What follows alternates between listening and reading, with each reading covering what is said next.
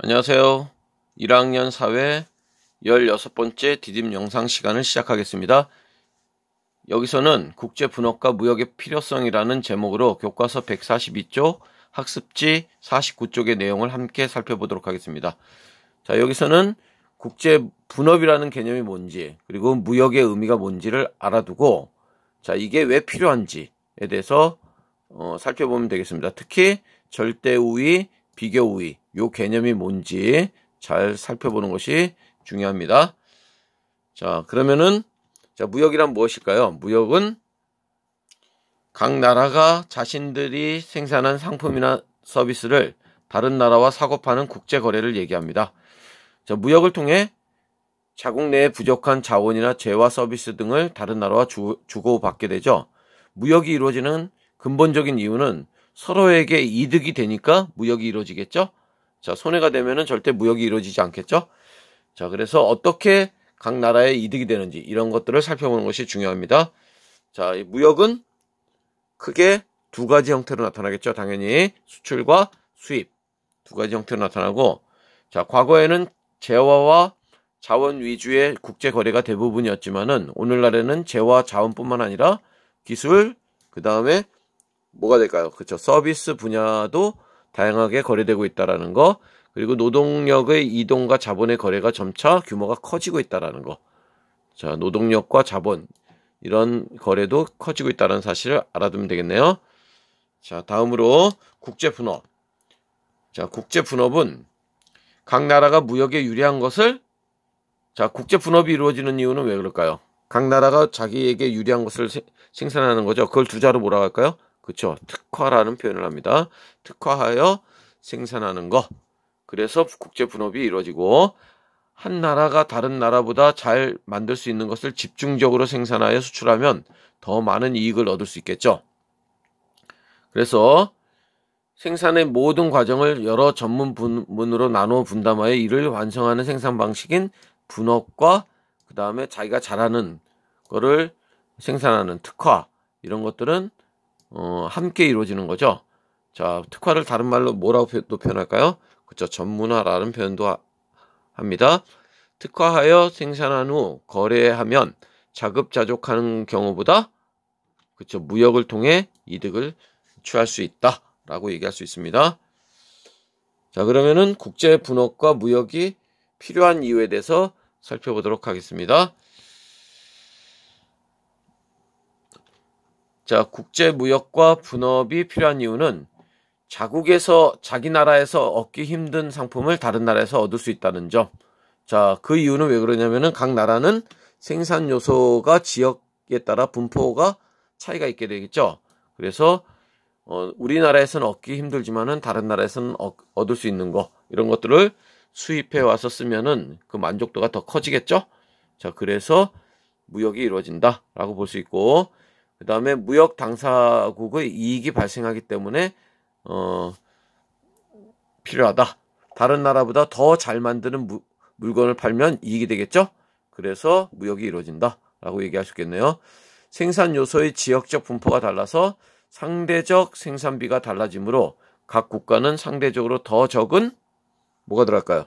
그렇죠. 생산 비용으로 생산할 수 있는 비교 우위, 상대적으로 덜 들어가는, 생산비가 덜 들어가는 비교 우위 상품에 뭐 할까요? 전문적으로 생산하는 거. 그렇죠. 특화하여 생산하면 무역 당사국 모두가 이익이 된다라고 얘기할 수 있겠죠. 그럼 여기서 비교 우위 상품이라는 게 뭔지를 아는 것이 중요하겠죠. 자, 함께 살펴보도록 하겠습니다. 자, 무역 발생에 관한 이론에는 크게 절대 우위론과 그 다음에 비교 우위론 두 가지가 있습니다. 자, 절대 우위론은 어떤 상품의 생산비가 절대적으로 작은 상품이 각각 존재한다면 A, B 두 나라에, 자, A 나라는 옷을 만드는데 B 나라는 컴퓨터를 만드는데 각각 생산비가 절대적으로 유리하다면은 A 나라는 옷을, B 나라는 컴퓨터를 생산하는 것이 컴퓨터에 특화하여 교육하면 서로에게 이익이 된다라는 얘기죠. 바로 그게 절대 우위론입니다.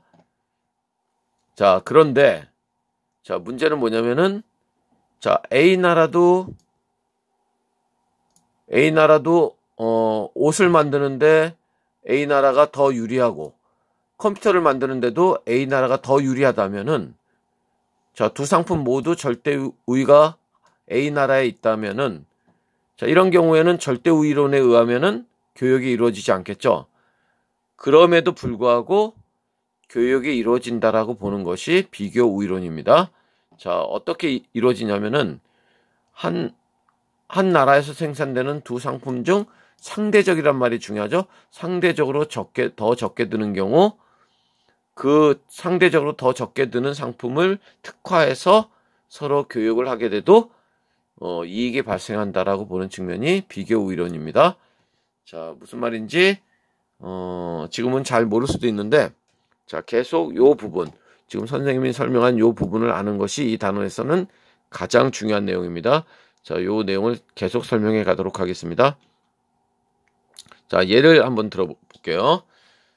각국과 을국이 일주일 동안 최대로 생산할 수 있는 자동차와 쌀 생산량 표를 보고 각국의 비교 우위 상품이 무엇인지 알아보자 했는데, 자, 이런 문제가 나오면은 가장 중요한 거는, 자, 주어진 것이 생산물인지 아니면 생산비인지를 아는 것이 제일 먼저 해야 될 일입니다.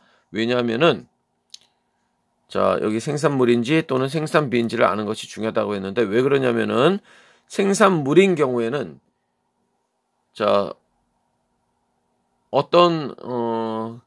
많이 생산할수록 생산물은 좋은 거죠. 그 다음에 생산비의 개념은 적게 생산할수록 좋은 거죠. 자, 그래서 개념이 달라지기 때문에 생산물은 많이 클수록 좋은 거고 생산비는 적게 들수록 좋은 거니까. 자, 그렇다면은 여기는 생산물의 개념이네요. 생산물의 개념. 자, 그렇다면은 자, 어떻게 되는지 한번 살펴보도록 하겠습니다. 자, 자동차와 쌀을 비교했을 때, 자, 갑국과 을이 각각 일주일 동안 최대로 생산할 수 있는 생산물이 갑국은 10, 을국은 9, 쌀은 12, 8이네요. 자, 그러면은 생산물의 개념이니까 많이 생산할수록 좋은 거죠? 그러니까 어느 쪽이 절대 우위가 있을까요? 자동차는, 그쵸, 여기가 절대 우위가 있고 많이 생산할수록 좋은 거니까 을국에 비해서 많이 생산하고 있죠. 쌀은 역시 갑국이 더 많이 생산하고 있습니다. 그래서 자동차, 쌀 모두 갑국이 절대 우위에 있고 을국은 절대 열위에 있다. 이렇게 표현할 수 있겠네요. 자, 그렇다면은 자, 자동차 한 대당 기회비용을 한번 살펴보도록 하겠습니다. 자, 기회비용은 적을수록 좋다라고 얘기했죠. 자, 그 개념을 꼭 기억해 주기 바랍니다. 자, 그렇다면은 자동차 한 대당 기회비용은 자동차 한 대, 자, 각국 같은 경우에는 똑같은 기간 동안에 자동차 10대를 만드는 거죠. 자, 똑같은 기간에 쌀은 12개를 만드는 거죠. 자, 그렇게 했을 때 자동차 한 대당, 자, 그거를 쌀로 환산하면은 얼마만큼의 기회비용이 발생할까요? 자, 어떻게 계산하면 될까요?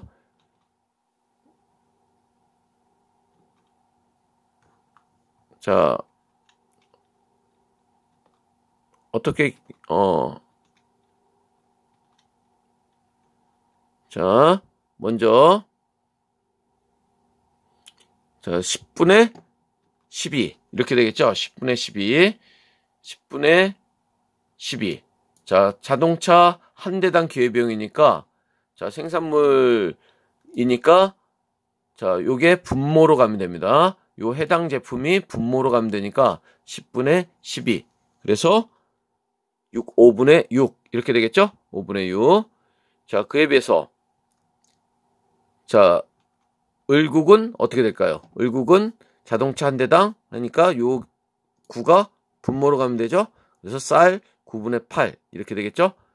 자, 그 다음에 자, 쌀 한 단위의 기회비용을 살펴보면 쌀 한 단위의 기회비용은 자, 요 쌀이 분모로 가면 되죠? 그래서 12분의 10 이렇게 되고 그 다음에 을국 같은 경우에는 자, 그래서 이거 약분하면은 6분의 5가 되겠죠? 자, 을국은 자, 쌀 요 해당 제품이 분모로 간다고 그랬죠? 그러니까 요 애가 분모로 가니까 8분의 9 이렇게 되겠습니다. 자, 그러면은 자동차 한 대당 기회비용을 한번 같이 살펴보겠습니다. 자, 여기는 갑국은 쌀 5분의 6이고 을국은 쌀 9분의 8입니다.